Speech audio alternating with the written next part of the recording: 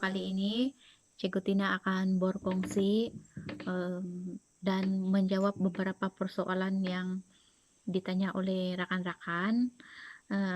Yang pertama itu Cikgu Tina akan tanya, macam mana kau buat video? Oke. Yang pertama, itu soalan yang pertama, macam mana mau bikin video? Oke, yang pertama Cikgu pakai apps. Jadi kita pakailah apa-apa apps yang boleh edit kita punya video. Dan itu cara Cikgu Tina. Dan cuma pakai handphone sahaja, hanya bermodalkan handphone dan juga bermodalkan ilmu yang ada dan juga pengalaman. Kemudian kalau ada, bila kita start bikin, kita akan mulai mendapat persoalan. Oke, macam juga bila kita di sekolah dulu kan, masa kita belajar ataupun pelajar kita. Coba kita perhatikan pelajar kita. Oke, masa kita mengajar, kita akan sudah ajar, kemudian kita akan tanya, oke, anak-anak, murid-murid ada soalan? Semua diam. Semua diam. Oke. Bila kenapa diam? Inilah dia punya jawaban.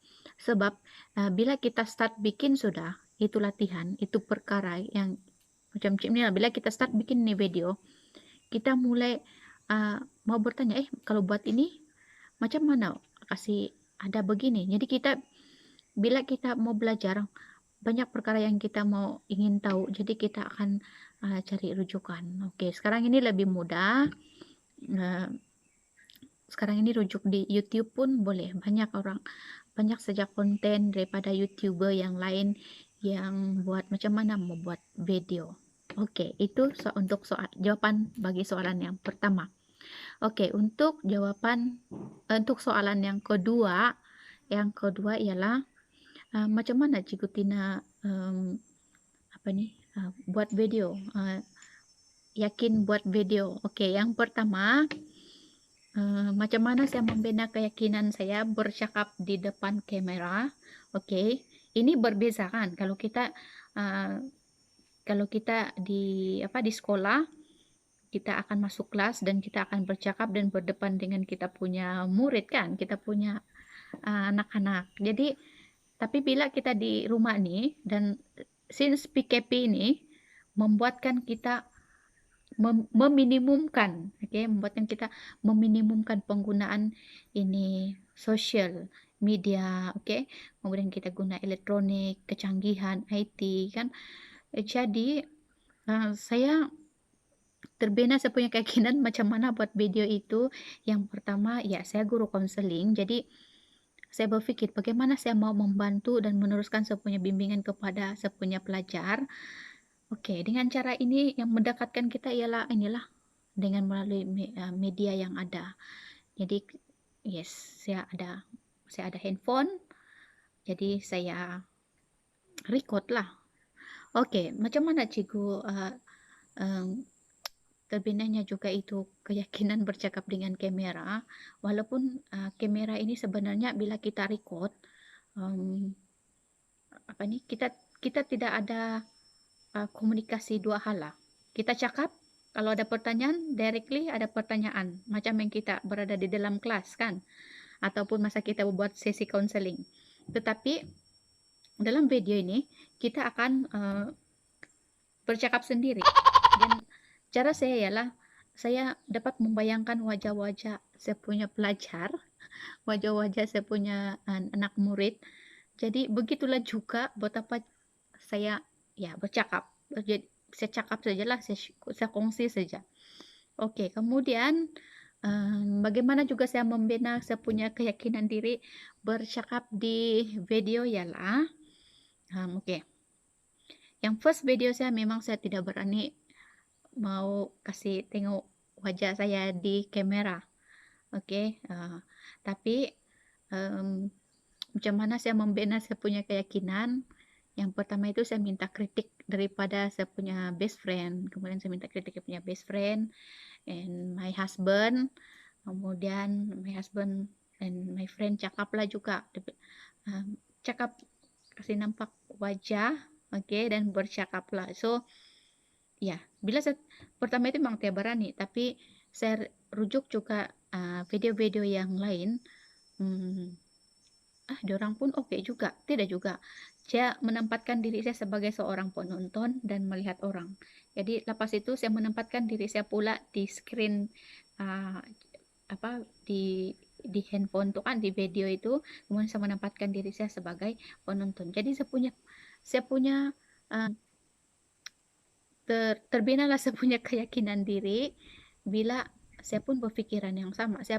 Saya pun tetap macam penonton yang lain juga, pendengar yang lain juga yang ya mau tahu apa yang kita mau kongsi. Macam begitulah. Kemudian soalan yang ketiga,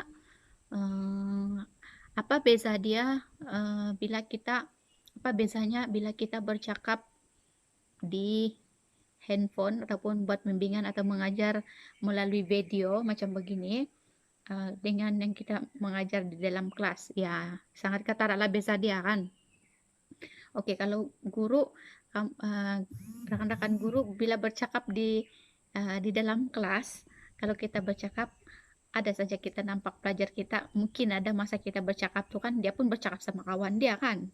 Oke, mungkin boleh jadi kan, bukan mungkin, memang begitulah reality dia. Kemudian masa kita bercakap di dalam kelas itu sedang kita mengajar, ada juga pelajar yang tidak ambil perhatian. Oke. Tapi ada juga pelajar yang bagi perhatian. Ya, sebagian besar itu memang bagi perhatian. Tapi di video ini kalau kita mengajar ataupun berkongsi lah kan, kita dapat kita rekam dan benda ini akan disimpan. Kita publish lah kan. Jadi anytime pelajar akan rujuk. Pelajar akan rujuk itu bahan. Jadi kalaupun ini hari orang ataupun pelajar tidak tengok kita punya bahan yang kita kongsi itu, lain hari dia akan tengok juga. Oke, lain waktu dia akan perlu, jadi dia akan tengok lah. So untuk perkongsian saya, rekan-rekan mungkin kalau berkongsi pada pendapat saya, mungkin kalau kita menggunakan pendekatan video online itu kan, kita guna video Zoom kan sekarang ini, tidak semua pelajar kita yang dapat akses itu Zoom dalam masa yang kita ajar itu. Ataupun di dalam rumah itu kita perlu paham juga, di dalam rumah itu keluarga ada yang ada anak 5-6 orang kan. Jadi kalau kita buat kelas kita pada masa yang tertentu kemudian dalam online dan masa itu sahaja, dan nanti akan berlaku persaingan penggunaan itu handphone, itu parents punya handphone kan. Jadi agak macam terhadlah untuk pelajar kita dapat mengikuti kita punya kelas. Jadi saya suggest kita buat rekaman video masa kita mengajar itu. Jadi nanti kita simpan ataupun share supaya lain hari, lain masa pelajar kita boleh rujuk kan. Jadi berbanding kalau yang kita terus dalam online tuh kan, ada juga yang tidak dapat online, mungkin kita paham, cikgu paham juga, cikgu Tina paham dengan halangan yang dihadapi oleh keluarga, terutamanya kalau macam pelajar saya lah kan sana yang di jauh-jauh di pedalaman, akses internet itu sangat terhad. Jadi pendekatan ini bagi saya macam kita rekam dulu, baru nanti kita post, share di mana lah, di YouTube kah, di Facebook kah. Nanti next time kita punya anak-anak pelajar kita nanti akan dapat tengok balik. Jadi itu kebaikan dia kalau di dalam video. Lepas itu kalau di dalam kelas, yalah, tadi lah, kalau di dalam kelas kita ada dua hala, komunikasi dua hala. Kita dapat berkomunikasi. Tapi kalau dalam video ini lebih kepada sehala, komunikasi sehala. Oke, cuma nanti kalau ada soalan, jadi penyelesaian dia Nanti mungkin kalau ada soalan kita suruh mereka drop di komen kita punya YouTube channel kah, ataupun di Facebook kah, page kah, ataupun kita akan sediakan kita punya nomor telepon untuk pelajar kita boleh private message kita lah begitu. Jadi itulah karena apa kebaikan dia bila kita buat bimbingan pengajaran melalui uh, melalui video rekaman ataupun media sosial ataupun apa-apa saja aplikasi yang boleh membantu. Oke, walau bagaimanapun saya tidak dapat menolak juga bila menggunakan aplikasi yang lain dan secara online. Ya, kalau pelajar kita uh, tidak masalah untuk itu, ya teruskan, cikgu teruskan sebab uh, apa ini kita kita berkongsi berbagai cara pendekatan kita untuk kita dapat reach kita punya pelajar masa PKP ini. Oke, mungkin cara ini sesuai untuk yang ini, cara ini sesuai yang untuk yang ini. Jadi kita saling tahulah juga kan. Untuk itu juga tanyalah dengan parents kita punya pelajar. Kalau mereka macam mana, yang sesuai yang macam mana. Oke. Kalau yang video call ataupun Zoom yang online secara terus online itu boleh ya teruskan. Kalau bilang perkongsian saya ini melalui rekaman video dan kemudian kita share pun boleh boleh diguna pakai, ya silakan guna. Oke. Oke, selain itu juga macam mana Cikgu Tina membina keyakinan diri untuk bercakap-cakap di handphone ini.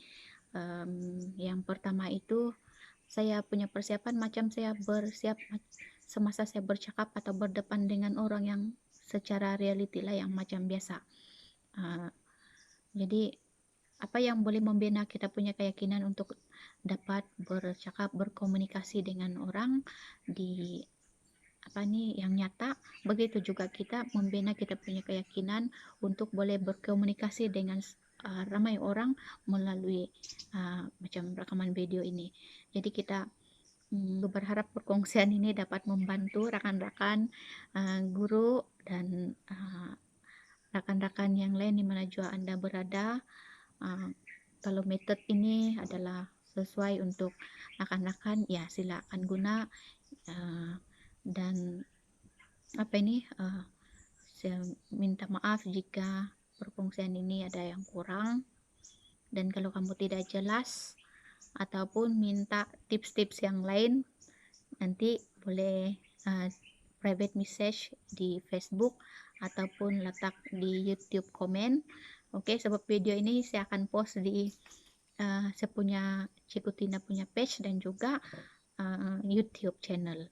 So dari Cikgu itu saja. Terima kasih karena menonton video ini dan tolong bagi support dengan Cikgu Tina melalui tindakan ini. Bagi like dan juga share, dan jangan lupa subscribe Cikgu Tina punya channel. Dan jumpa lagi di perkongsian akan datang, dan teruslah kita menjalani PKP ini dalam keadaan yang baik, minda yang sejahtera. Kita Malaysia boleh, kita mesti menang.